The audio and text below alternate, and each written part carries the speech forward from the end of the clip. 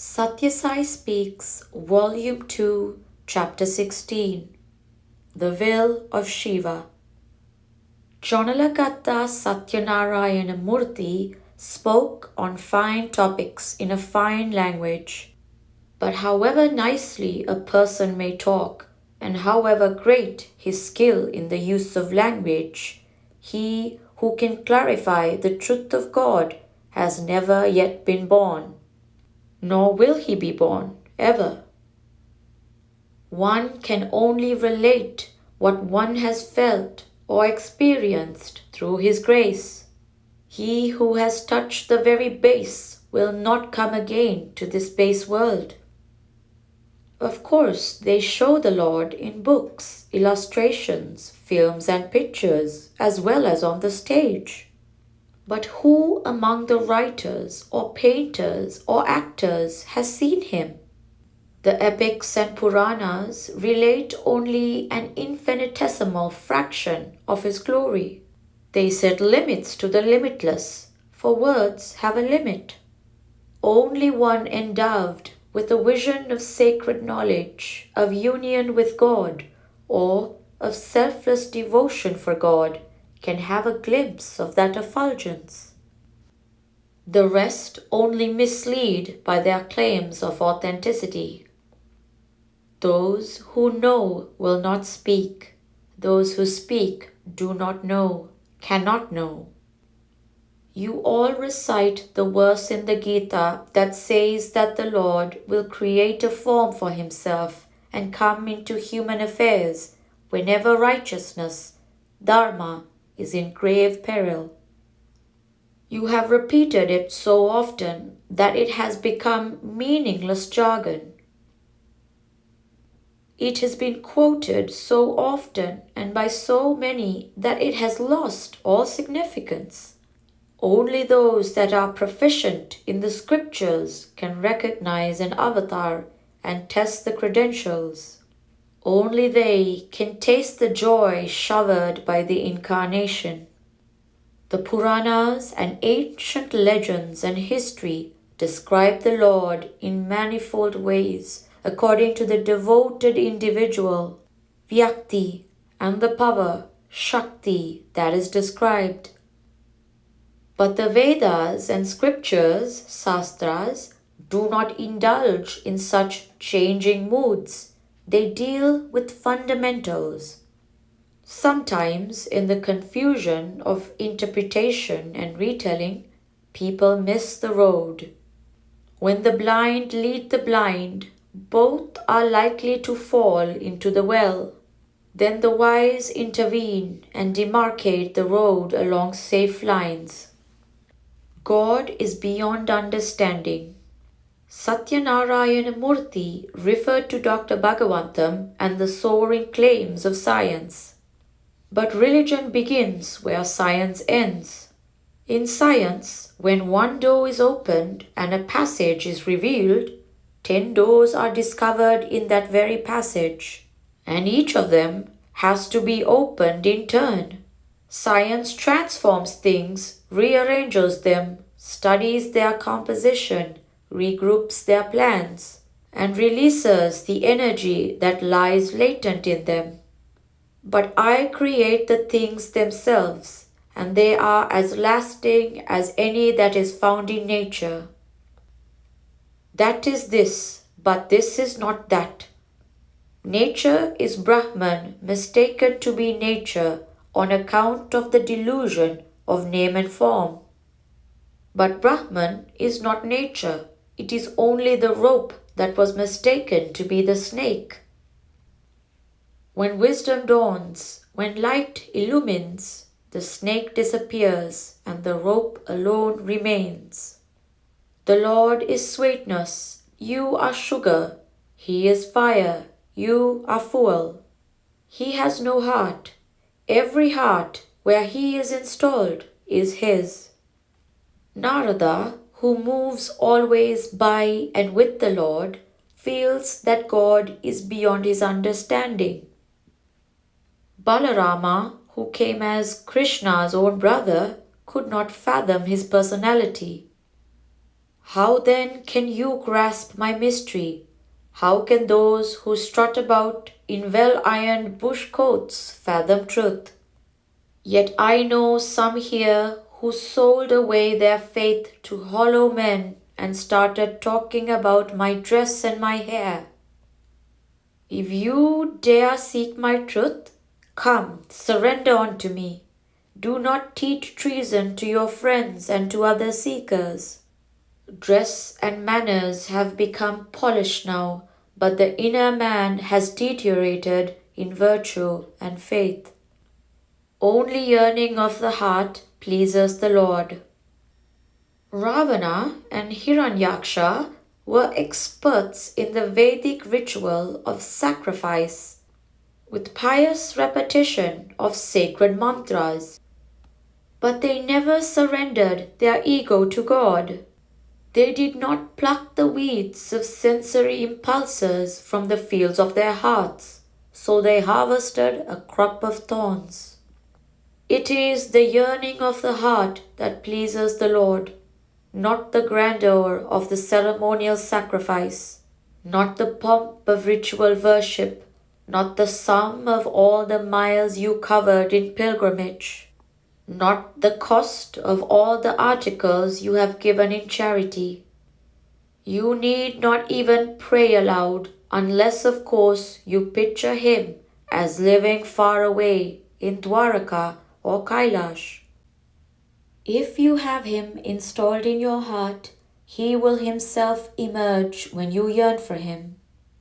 Prahlada felt so, and since no fire could burn him, or no fall could break his bones, Prahlada also suffered no harm. Ambharisha performed a sacrifice, but at the crucial moment, the animal intended for the sacrifice escaped. The priests ordained that to make amends for this sinful neglect, a human being had to be offered as substitute to the gods. The king promised 1,000 cows in exchange for a son. But which father will send a son to death, even when 1,000 cows are given in exchange? There were also other conditions. The king's messengers should not ask anyone for a son. They should not commit the sin of equating 1,000 cows as equal to a human being. The father also should not break the said offer to the son. The offer to immolate himself must come unasked from the son, without any prompting or persuasion. Only such a son would be accepted by the gods. An end that even saints would envy. Sunashepa heard the news by himself and, approaching his father, said he would go, and gladly. For what greater good fortune could a mortal expect than to ascend to heaven through the sacrificial flame? I am reminded of a strange answer that a little girl aged 9 gave me when I asked her, "Well, what do you want from me?" She said, "Baba, let me merge in you." In a few weeks she passed away and her wish was fulfilled. The child breathed her last, asking that her face be turned to the wall so that she might look on Baba's picture when she died. She had a wonderful end, an end that could be envied by saints. God likes such pure souls who come gladly to merge in Him. Some people say, "Oh, it is the Dasara festival and lakhs of people throng there." They pour lakhs, 100,000, and lakhs of rupees there. Well, what they give is disregard, alakshayam, not lakhs, lakshayam. My hand stretches out to receive only when a pure heart full of love, prema, is offered. On all other occasions, it gives, never takes. People with poison in their hearts, barren of love and service, let them feel shame and resolve to cleanse themselves from now on. The Lord will never disown a devotee. Sunashepa persuaded his father that his wish to proceed to the sacrifice and offer himself was legitimate and approvable, and he left for the capital. On the way, he went to his maternal uncle Vishvamitra, who tried to keep the boy away from the sacrifice. This is all just foolish superstition. Can anyone substitute a man for a cow? Vishvamitra asked. Sunashepa replied that all men are cattle, for until discrimination and detachment dawns, they are but animals. So, in spite of his uncle's arguments like the ones used by some to dissuade persons from coming to Puttaparthi, Sunashepa managed to reach the place of sacrifice. In the same way as the lights before us are lit when a switch is moved up at Penakonda, when the Lord decides on something, it has to happen so. Well, the Lord is not a rock or a stone. His heart melted at the plight of the boy. Indra appeared in the sacrificial fire and departed, showering blessings on his head. It was Indra who had carried away the original cow and elaborated all this plot to bring Sunashepa and his greatness to light and to bless him. The Lord is divine love personified, Prema Swarupam. Believe me, the earthly father or mother will show love only as long as you obey them. Start going against their wishes, and they will go to the extent of even disowning you. The Lord will never disown, for He is your very core, your very basic reality. You derive from Him the fruits of your labor, of your meditation, repetition of the Lord's name and worship. Faith will grow into sacrifice. You will feel that you are instruments with no individuality save as prompted by Him. The one respectful obeisance, namaskaram, you do it with devotion. That is enough. You do not do even that.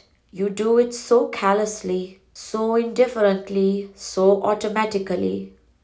When you fold both your hands and bring them together, feel that you are offering at the feet all the actions of the 5 organs of action and the 5 organs of perception as indicated by the 10 fingers. Again, the purpose of Namaskaram is to touch the feet of the Lord. The negative pole, the power of illusion, Maya Shakti, and the positive pole, supreme divine power, Mahashakti, have to meet in order to produce a spiritual current that will flow through you. Do not allow your faith to falter. Come, I am the repairer of broken hearts and damaged fourfold instruments of mind, intellect, memory, and ego. I am like the smith who welds, mends, and sets right. 10 years ago, a devotee prayed to me in a song. My heart has gone dry, my lamp has gone out, my path is dark, my brain is confused. Lord, make me fit again for life's arduous journey. The Lord will be waiting outside the door of the worship room of the devotee, anxious to fulfill their wish. Verily, one who has the Lord as his servant, that one is the real Lord. Only do not allow your faith to falter. Do not become a slave to others. No, not even to God. Test, examine, experience. When you find God, demand as of right. But before you get that right, you should appear for the examination and pass, is it not? I set tests not as punishment or because I enjoy putting you into trouble, but just to give you the joy of passing. Badram here was asked by his guru, Dikshita Das, to go along the streets for some years and beg for food. He had enough to eat, but he had to do it as the customary and legitimate duty of a servant. And Badram did it quite gladly. It is a training in the control and conquest of the ego. You have to take it as such and not give up the fruit, afraid of the exertion that the cultivation of the plant requires. Also, do not yield to despair or become dejected. It is my resolve, Sankalpa, that you progress in spiritual development. I have collected all of you, and I shall lay the concrete foundation, and build the walls, and erect the roof, and complete the mansion. My resolve never proves ineffective. The story of a divine plan. I shall tell you a story of the will of the Supreme Lord, Ishvara Sankalpa, and how nothing could stop its realization. Shiva was every day discoursing on Kailash to sages and saints and celestial beings in the evening hours. One day, Parvati suggested that a hall be constructed for accommodating them all, so that they could all listen without being affected by the constant fog and mist and cold winds. Shiva did not have the will to put it up, but Parvati insisted that her idea must be implemented. The astrologer who was consulted before the foundations were dug said that the stars forecast that the hall will be consumed by fire, since Saturn is not propitious from the very beginning. Nevertheless, the hall was completed. Now that set a problem for the couple. Shiva proposed to ask Saturn for the favor of saving the hall from his anger, though he doubted whether the planet, reputed for his inevitable ire, would ever agree. Parvati felt deeply hurt, and she resolved not to give the tiny tyrant Saturn the credit for destroying the hall that she had got built. She swore that instead of giving him the chance to declare arrogantly that he had set fire to the hall, she would herself set fire to it. But Shiva asked her to first await the outcome of his appeal to Saturn, for he was himself proceeding to his headquarters.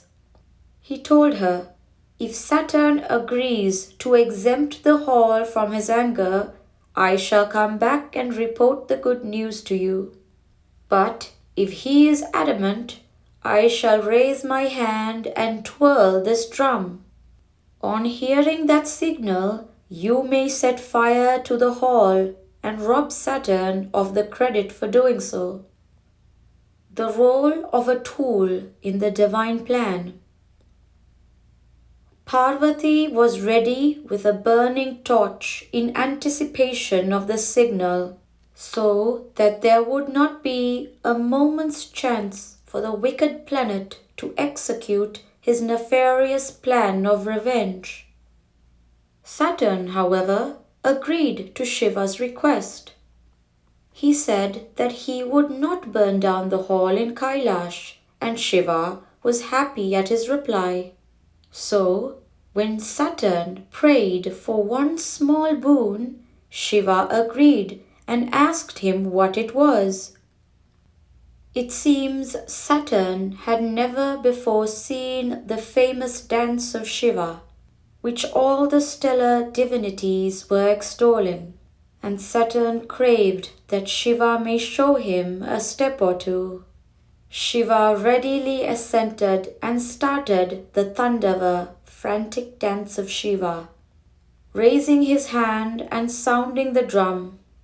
Listening to the signal, Parvati applied the torch and the hall was, as per the will of Shiva, burnt to ashes.